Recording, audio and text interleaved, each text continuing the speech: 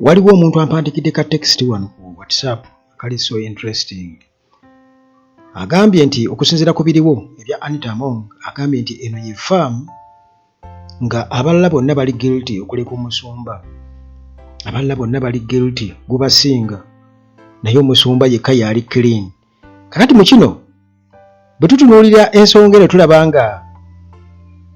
wano e Uganda waliwo abantu bangi bakwatiddwa mu nsonga ez'enjawulo, obuli bw'enguzi n'ebirala,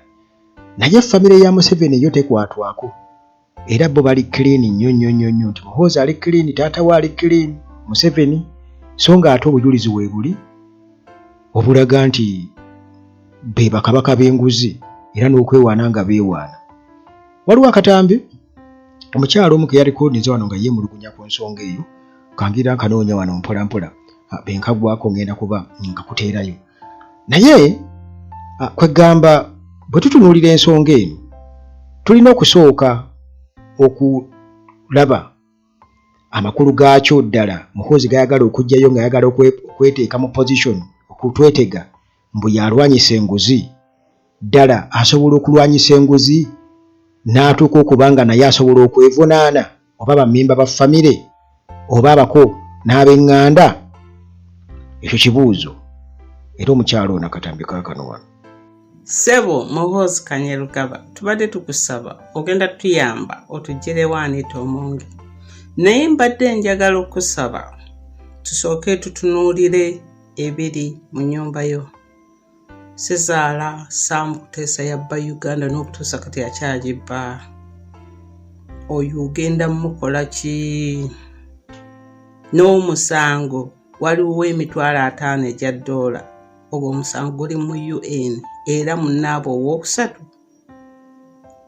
yasibibwa. N'omukyayina eyazireeta naye baamukaliga. Tulina biliyons 6 ezaaweebwa omukyalawo okugula oxygen mu kiseera kya COVID. Bantu bameka abaafa nga tebalina oxygen. Sooka okwate waka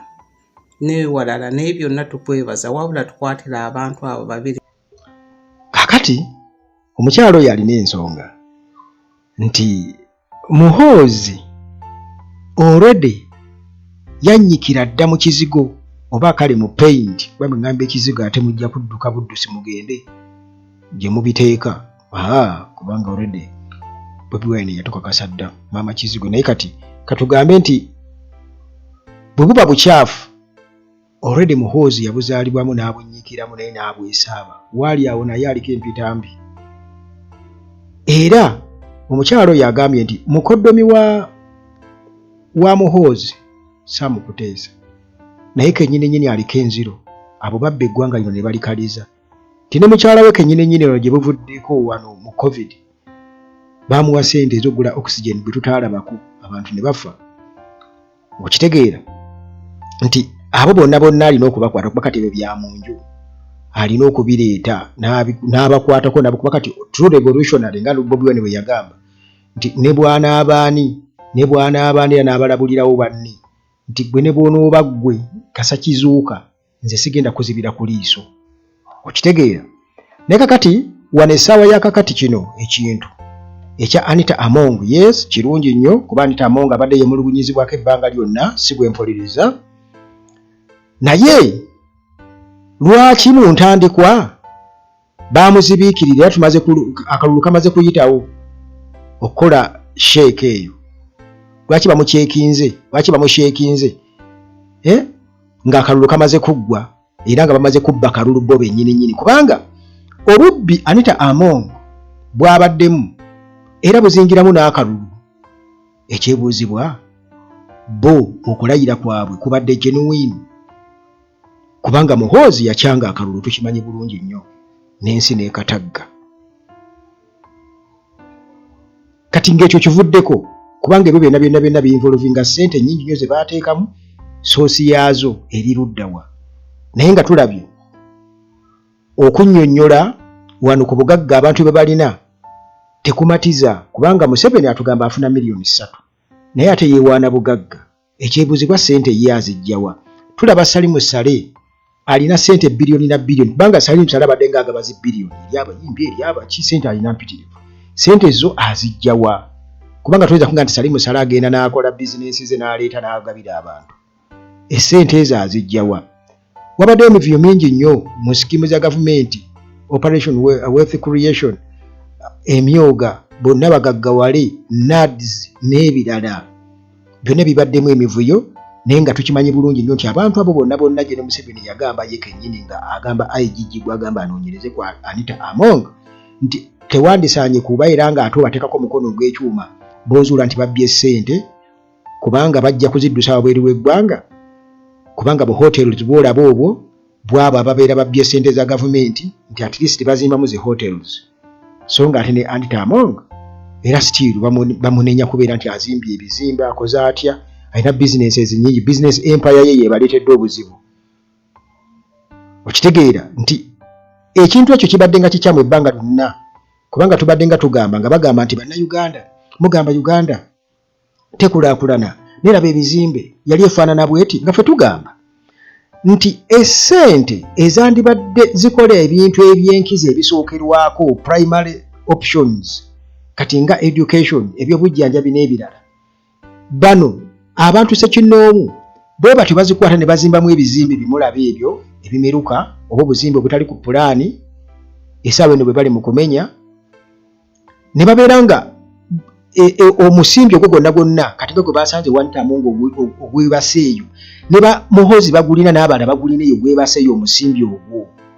tegugasa ffe bannayuganda ffe okutwaliza awamu wabula ye bw'azimbaawo nga zaafunamu ng'agenda mu mawanga amalala Zambia Zimbabwe nga agulayo ebyobugagga ebirala tebirigenda gasa bannayuganda so nga ate ssente ze babba ziba zirina kubeera nga zigasa abantu nti munnayuganda asome kale waaki ne baba bagenza okukuba ekyeyo agenda ajjudde kwegamba nga aliko value addition bamwongerako value n'atuuka eyo n'akuba ekyeyo nga kigasa so si kutuuka eyo kubeera nga just poza amasowaani n'ebirala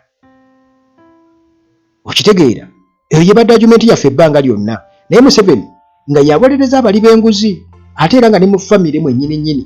ebintu ebyo mwebiri nabo bennyini ababiri abo taata n'omwana omusimbi gwe balina mungi nnyo baagujjawa ne bwe batugamba nti nno baagujja Kongo yo abagibba tebalina kubeera accountable ku ebyo bye bakoze ku kugibba ye lwaki omusango baawaaba mu kkooti y'ensi yonna gwasinga Uganda bwe bagenda okuluma nga bagenda okuggyako mu butu babba embaawo ne babba gold ne babba buli kimu kati bwe togamba ng'oli munnayuganda mbu ebyo byeri Kongo nedda kubanga omusango gwe gwatusinga nga tulina okusasula kitegeeza gwasasula gw'omuntu owa wansi ate era omusimbi gwe babba eri era gwe gutuleetera okubeera nga batufutubbalako eno ne bwe gaba amagye g'eggwanga katugeze gagenda Somalia ddala bwe tubala ssente Amerika zebadde ewaayo zibadde zituuka butereevu eri abajaasi tewaliwo banene bazirya bo ne babawa obusammambiro amagye gaffe bagakozesa ogakubisa ebicuba sente zigenda mu nsawo yaabwe naye nga te sente z'omuwi omusolo zezikola ki zezirabirira amagye ago ebyobugagga by'eggwanga babitunda nga babitunda bo ng'abantu nga famire era eri wabweru ababigula tebamanyi nti babigula ku Uganda ng'eggwanga wala bamanyi babigula ku Museveni abako n'ab'eŋŋanda n'abaana wano ebyobugagga by'eggwanga kati ng'amafuta n'ebirala biriko ebibuuzo bingi batugamba batandika dde okugasima batugamba tebannaba wano Kyagulanyi yatugamba nti ebirombe bya gold byonna baabyekomya era n'obujulizi weebuli kubanga nabo bennyini tebasobola kuvaayo kutugamba nti ebyobugagga biibino ebyoggwanga tufuna gold bwati tukola bwe tuti ne bwe tuti kati bakoze ebintu bingi nnyo okubeera nga bafuna ssente nga bazijja wabweru w'eggwanga ne bazingiza mu ggwanga nga teri abakuba ku mukono kitegeeza nti sovereignty bill erina kusooka kukola ku bo kubanga bagamba nti Among abadde ayingiza wano ssente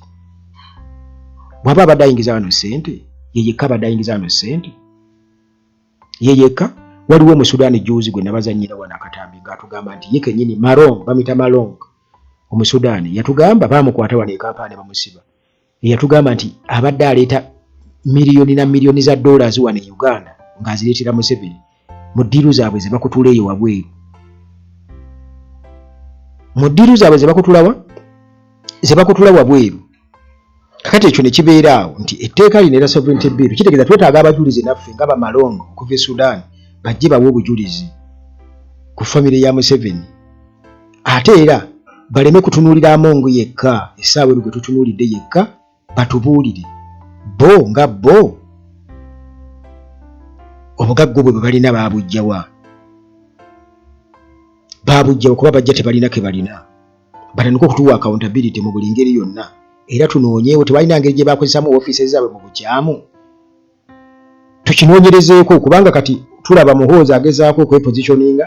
ng'agezaako okulwanyisa enguzi mbwe ennyo kumbe naye product wa nguzi wa bubbi kuba eggwanga balibbye nnyo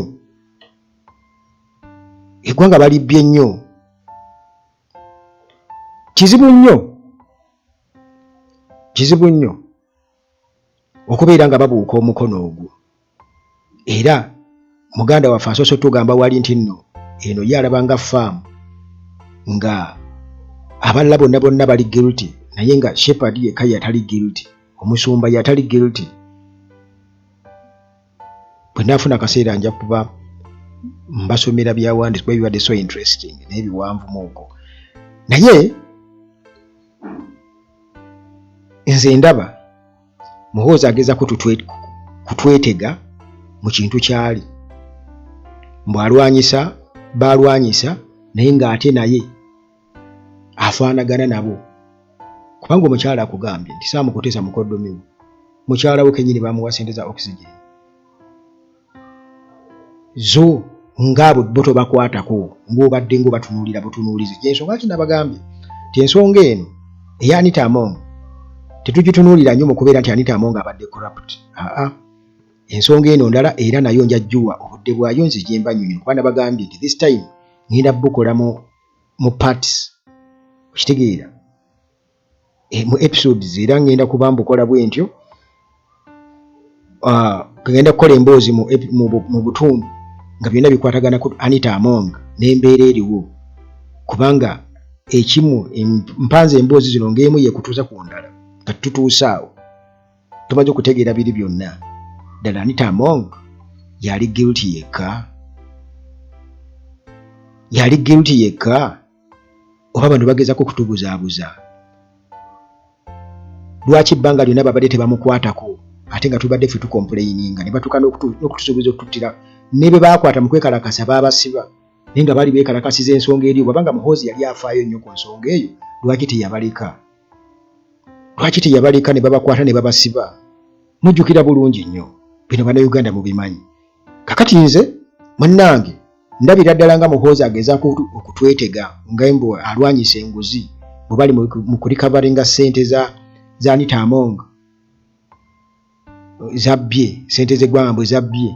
naye nga birimu ebintu birala bingi nnyo era nkugambye bwe bunaazibira olunaku olwaleero leero ennaku zombi ziri 17 bwe tunaatuukira bwe bunaggweerako leero tujja kuba tumaze okubeera nga tuggusa ensonga at least tumanye tuleme kubeera awo nga tuli ku Among tumwogerera ebbanga ate era tukimanyi bulungi nti enguzi yayimirizaawo gavumenti ya Museveni Among okugulirira abalonzi si kipya NRM ebadde ng'ekikola ebbanga lyonna Museveni agabyenga ssente mu palamenti wuyo agabira ab'ekyankwanzi miliyoni 10 abagenda ababaka ba palamenti Namere n'atugamba nti nedda tebabalimba bonna ababaka abawadde miliyoni 10 ne bagezako tulimba nti azijja mu nteeze